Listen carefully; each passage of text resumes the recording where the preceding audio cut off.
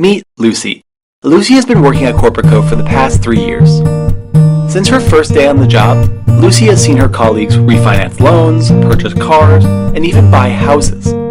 Lucy wants to be like them. There's just one problem. All these activities require loans, and Lucy just doesn't feel confident handling them. What should she do?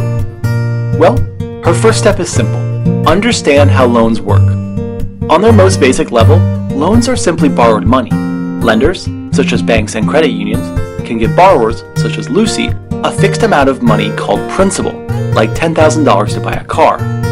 However, the bank isn't giving Lucy this money for free. In addition to requiring her to pay back her principal, they'll also require her to pay a certain amount of money each month, called interest, just for using their money. In addition, if her loan is secured, as many are due to their attractive interest and approval rates, the bank can actually seize the asset, in this case her car, if she fails to repay. So how is this interest calculated exactly? Let's explain through an example. Let's say Lucy's $10,000 car loan comes with a 5% annual interest rate. Divide that 5% by 12 months, and you get roughly 0.4%, the monthly interest rate. That means Lucy owes the bank 0.4% of her outstanding principal each month. While this seems reasonable enough, interest rates also come with 3 more complications. 1. Not all interest rates are fixed. Some, called variable interest rates, can change over time, often quite dramatically. Because of this, they can be quite risky, especially on long-term loans. 2. The interest rate of a loan is not the same thing as its APR. APR includes both the interest rate, either fixed or variable, and the fees. Thus, when comparing loans to see which is cheaper, Lucy should always use the APR, not the interest rate. 3. APRs are highly dependent on your credit score. As the lower your score, the higher your APR rates. But unfortunately, they aren't Lucy's only concern. She must also pay back or amortize a certain amount of her principal each month.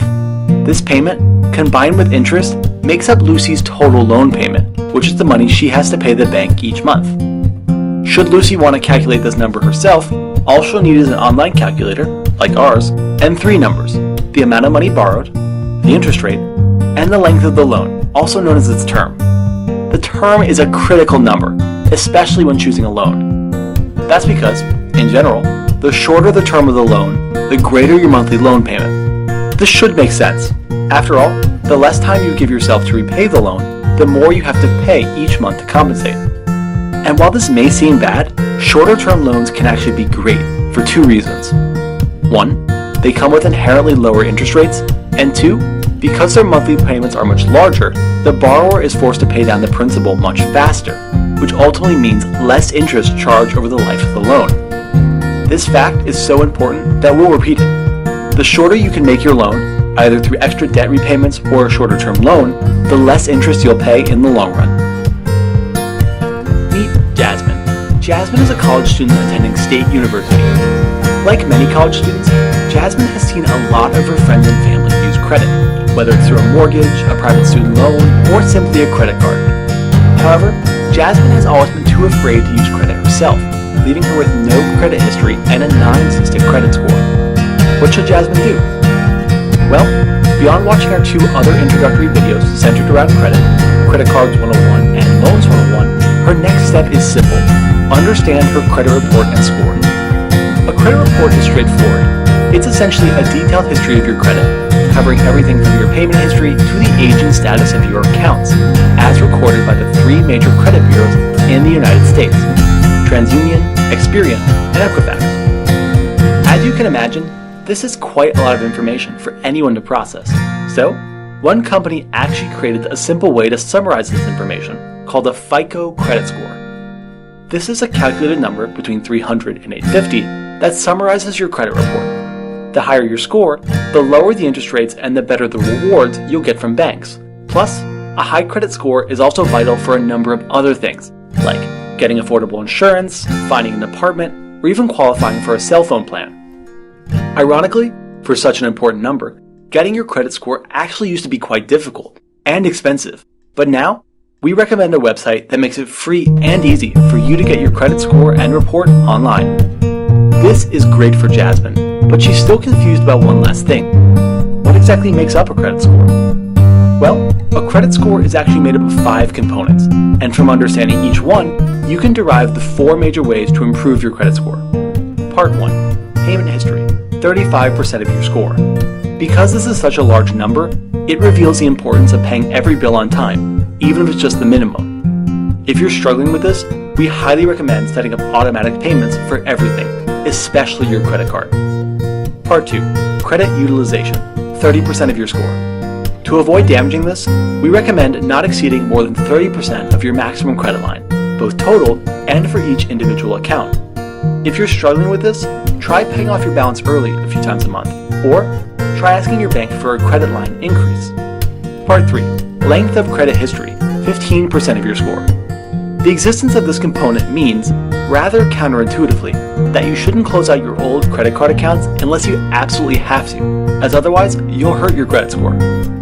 Part 4. Recent inquiries for credit, 10% of your score. This one's simple. Don't apply for new credit cards and loans unless absolutely necessary, as each credit inquiry will slightly lower your credit score by a few points for the next 12 months. Finally, Part 5. Types of credit used, 10% of your score. Unfortunately, we just don't have a rule for this one, as we don't recommend applying for multiple types of credit just to boost your score. Meet Lucy. Lucy has been working at Corporate Co. for the past 3 years. Scenario 1. You have a credit score of at least 640 and a monthly debt payment to income ratio below 36%. You should have no problem getting a good loan. Scenario 2. You have a bad credit score, but you just can't raise it in time and you still want to reap the benefits of excellent credit. In this case, you'll need to find someone with great credit willing to co-sign your loan. Scenario 3. You can't find a co-signer. Don't worry, you can still apply for financing, just be careful. Your loan will be considered subprime and have a much higher interest rate. Scenario 4. If even that fails and you need a loan, ask your friends and family for money. While this may be painful or humiliating, it's a much better option than a payday loan, which can easily charge an annual interest rate of more than 500%. But let's assume Lucy's loan situation isn't so dire, and that she has the necessary income and credit to get a loan. This brings us to a simple set of loan rules. Rule 1.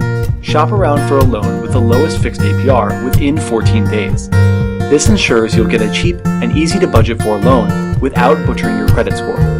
As for where to look, we recommend not just at big banks, but also at online-only lenders and local credit unions, as both may offer you lower rates.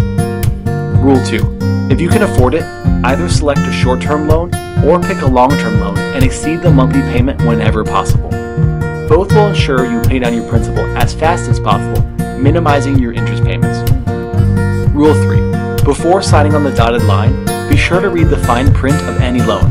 Avoid those with pre-computed or add-on interest, or a prepayment penalty, as both can lead to major expenses in the long run. Rule 4. Always pay on time. Otherwise, you risk incurring late fees and damaging your credit score.